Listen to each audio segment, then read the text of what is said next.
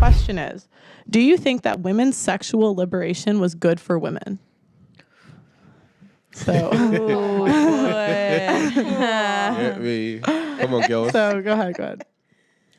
When you say sexual liberation, can you expand on that? Being a hoe. Wow. So being partially being a hoe, but particularly the development of birth control in the 1960s. That's what changed the game, right? Because before, when girls slept around, there was always the consequence of possibly getting pregnant. Yeah. But once you added birth control into it, it takes away the consequence because you can get an IUD and you have a 99 point whatever % chance of not getting pregnant. What was the question again? Is women's sexual liberation hard question. good for women? I'm gonna say no. Okay. Just because of what I don't like the idea of birth control. I don't like the fact that it was created just for women. So yeah, I'm anti that. So. Okay. What about you? I think. Oh God. It didn't. Yeah, I'd say it didn't, just because of the fact that I feel like women. It's so hard. I'm trying to think of a best way to say it. Basically, no, I don't agree that it has helped women to be liberating. But then again, when it comes to birth control, I feel like I don't necessarily feel like birth control helped women be more liberating necessarily. I don't think they do it for men. They do it for themselves, but not to have sex whenever or wherever they wanted. Who? Women. So women aren't on birth control to have sex whenever they want? Some women choose not to have children, regardless. Not everyone wants to have children. So when it... But like the only purpose of birth control is to have sex without having kids. No, but I mean... I know some people do it for acne too. I'll put that in there. And for menstrual reasons as well. Yes. But that's why I say it's not solely just to not have babies. But wouldn't you say the majority it's for... It is. Majority it is. Yeah. Majority it is, yeah. I need to preface this by saying that I can't have children. Okay. So I know nothing about birth control. I've never had a period in my life. Speaking to the mic. Sorry. You're right. I'll tell you what, let me bring it around here. Perfect. I've never had a period in my life. I've obviously never taken birth control, don't need to. But my general views on sexual liberation are that, yes, it's helped. Because, I mean, realistically, if we're all under the illusion, right, that women were having great orgasms and, you know, and really enjoying sex with their forced marriage husbands, like, I just don't think that's a reality. I'm almost certain that I know people from 2 generations before me, you know, my grandma and whatever, that didn't even enjoy sex. And I bet your bottom dollar the reason they didn't enjoy sex is not because sex is not enjoyable for them if it's done right. It's because... they never met a man. She was with one man her whole life. Like, I don't know, but how can you know that's what you want, right? On the other hand, I don't think that we don't do as well in relationships. Yes. Right? Sorry, out of relationships. So, for example, I mean, I struggle to orgasm more with casual partners. It takes me at least a few times to get into it and get comfortable with them and whatever. I think that's our what do you call it? It's like our, like a fear. You know what I mean? It's like you need to get to know someone, because especially sex is a very intimate act, and it can make you, as a woman, I think, I hope you'd all agree, feel it. So if you're saying that women tend to have better sex in relationships, wouldn't it make more sense that back then people used to get married and have a relationship, and then they'd be in one long-term relationship? No, because I think that number one, the sex education that you have before that relationship is never, it's never good enough to tell people exactly what they need to be doing. Number two, I think that to be quite honest with you, like in our current, you know, climate, we have multiple relationships through our lives which teach us things. I don't think we're monogamous creatures. Well, they also traumatize you. Oh yeah, of course they do. But Yeah. but life is traumatizing in so many ways. But you don't think it's like better to have less relationships than more? I mean, to a certain degree. Because every time you have if you have a relationship, you have a heartbreak, right? To a certain degree, I'm not denying that.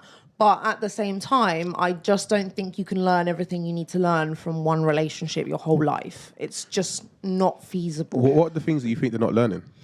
Well, for example. Because arguably, you mentioned your grandparents, right? So you said that arguably she wasn't having good sex, but then what's her metric for good and bad sex?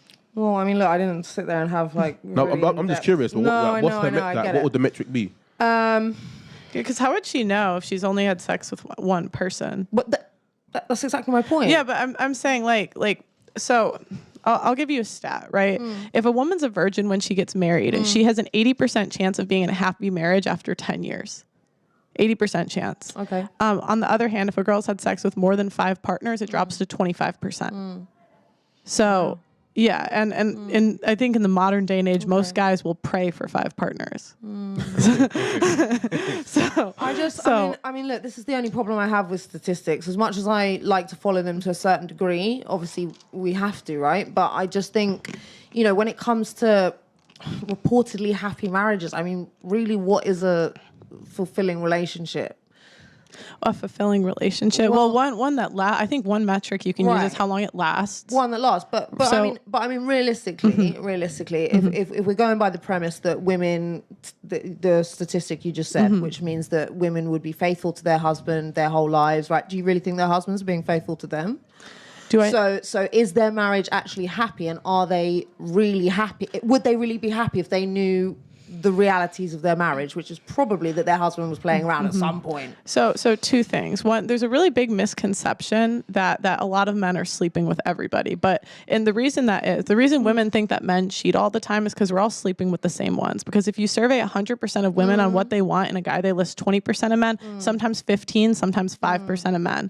When it comes to dating apps, women only swipe right between 5 to 20% of the time. So it's a very small percentage of men that even have the option to cheat. So yeah, okay. But the thing is, I feel like you're talking about stuff that's modern, right? Because realistically, if we're talking about marriages in the way that they used to be, that would mean going back in time when women were oppressed by marriage, the institution of marriage, which means that realistically, the husbands, having the male privilege they had, would have much more likely been able to go out and play away. I had an uncle a great uncle, in the Navy, and he's had a wife back here in England, and he used to go to ports in Africa. He loved black women. So I've probably got some black African cousins somewhere. You got my man, yeah. Right? No, but I'm just saying that obviously if that was a staple back in the day. That was how things worked. I don't think it was with every relationship, but I think it was a lot. Well, but I'm saying it's still, even like women haven't changed. Like women still want the same things. They're just pickier and pickier and pickier. So it's a smaller and smaller percentage of men. So what I'm saying is the majority of men don't have the option to cheat. It's hard for a guy to get laid. Like on dating apps, like where you can be the most honest about what you want, right? Women only swipe right 5% of the time, where men swipe right 50% of the time. I mean, men will have sex with a hole in the wall.